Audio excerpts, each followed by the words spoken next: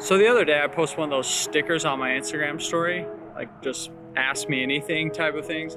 And one of the things I got asked the most was how I cover a game day, what my workflow is for it.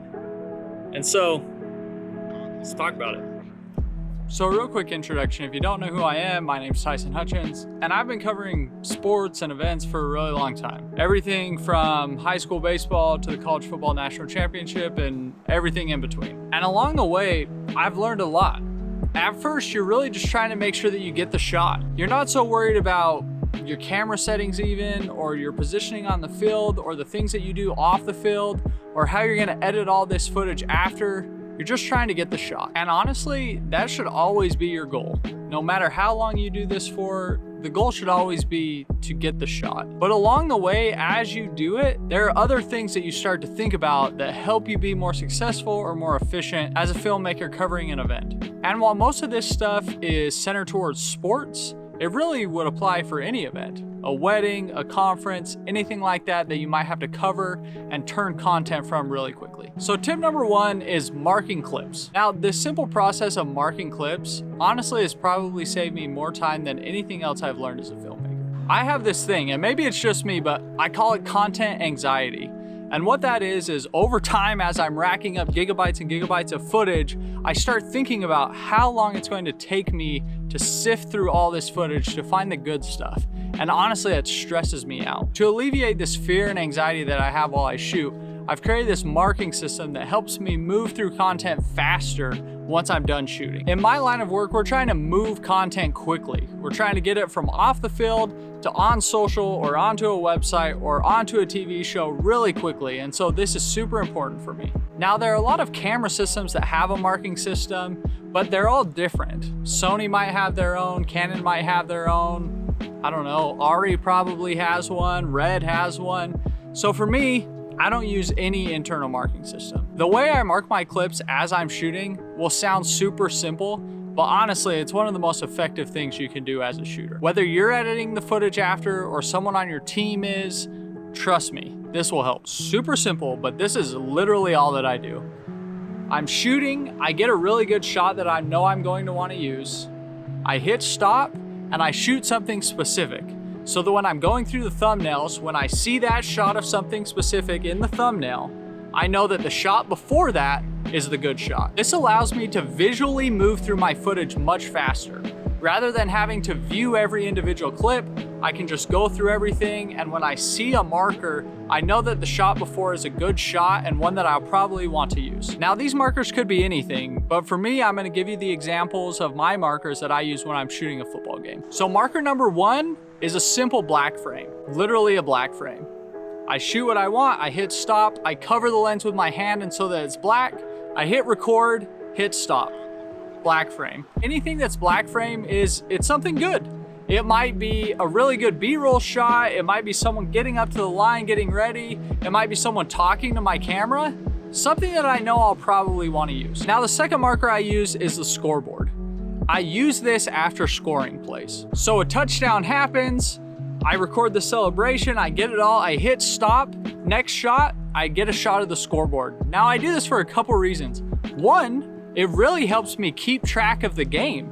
It helps me know what quarter it is. It helps me know the score of the game as I'm sifting through footage. And then on top of that, I know that the shot before the shot of the scoreboard when I'm looking at my thumbnails is a touchdown. The third and final marker I use is a shot of the lights. The lights are reserved for the epic plays. That's the sacks, that's the interceptions, that's the crazy celebrations.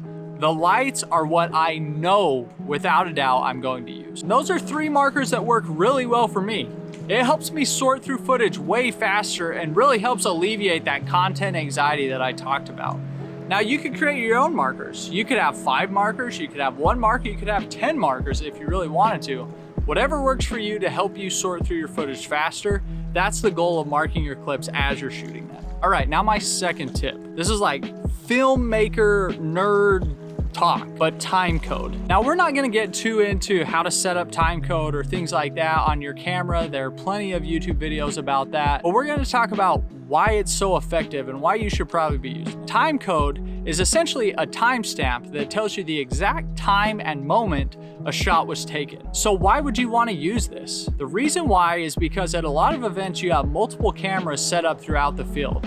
And if you have all of those cameras' time codes synced together, it's easy to bounce back and forth and see the various angles to find the best shots much faster. For me, when I'm shooting a game or an event and I have multiple cameras or multiple shooters, I always make sure that our time codes are in sync, so that when I go back through in post, I can sort all of our footage by time code. And if an event happened at exactly 7:38 and 50 seconds, I can look at that exact time code on every single camera and see everyone's angles instantly. Now, just like marking the clips, this is a super simple thing, but we're talking about moving through tons of content faster. That's our goal here. All right, I had to move. Someone showed up to my spot, and let's be honest, I'm not remotely confident enough in my YouTube ability to YouTube in front of someone at the moment, so we had to move. Also, I hope you can hear me okay. We're literally on the water here. Here, I'll show you. Quite literally on the water. Where were we? Oh yeah, okay. Tip number 3. Customize your camera. Let me tell you a quick story. I've always loved the Canon 1DX. And there was a time where I had a chance to shoot on it in a really big moment, in a really big game. There was a Canon booth there and they were letting us shoot on whatever we wanted. And I really wanted to shoot on the 1DX. But what stopped me from doing that was comfortability. I knew where everything was on my camera. I had preset buttons set up. I felt so confident shooting with that camera that I chose shooting with a lesser camera than a camera that I had always wanted to shoot on, because I knew with my camera I could get the shots I needed. Every camera's different, so I can't tell you exactly how to customize your camera, but I guarantee there are custom settings that you can figure out to make you work through your camera much faster. Maybe you set a preset for the locker room and one for the field, or maybe you set a preset for talking points and slow-mo stuff. And you need to be able to have those things and so that you can move through them really, really fast. Remember at the very beginning when I said at the end of the day we're all just trying to get the shot? Imagine if you miss the shot because you're fiddling with your camera. Have your camera settings locked in, customize them the way you need to so that you never miss a shot. All right, to recap, 3 tips for shooting a game, a live event, a wedding. Basically, honestly, anything I shoot, I use these 3 things. I almost always use them. Even if I don't need to turn something fast, I always use them. Come up with a marking system for you or your team. This is one of the most valuable things when you work in a team. It's one thing to edit your own footage. You kind of know where things are when you're sorting through it. When you hand your card off to someone else, they have no idea. But with a marking system, they will. You'll be able to mark as you go and give them hints to where the best stuff is. Number 2, timecode. Now I know I didn't talk a lot about it. There are a ton of videos out there that are long and boring about what timecode is and why it's important and why you should use it, and I didn't want to get into that here. Just know it's worth the time to figure out and set up and implement, especially if you're using multiple cameras. Once you use timecode, there's no going back. You'll never want to sift through footage if it's not timecode synced ever again. And the last thing, set up your camera. Go through the effort to customize it the way it should be customized, map out the buttons, adjust some things. I have a number of custom buttons set up on my camera, and it always saves me time. It always helps me get the shot. I have my notes. Here. Yeah, I think that covers it. I don't know, was this helpful? Let me know in the comments if this was helpful. Shoot me a DM. I'm at Tyson Hutchins on Twitter and Instagram. I learned almost everything I know from YouTube about filmmaking and everything like that, and I feel like it's time to give a little back. And so if you have questions, let me know. If there's a video that you'd like me to do about some topic, whether it's about sports or about something else. Also, can we talk for a second about this view?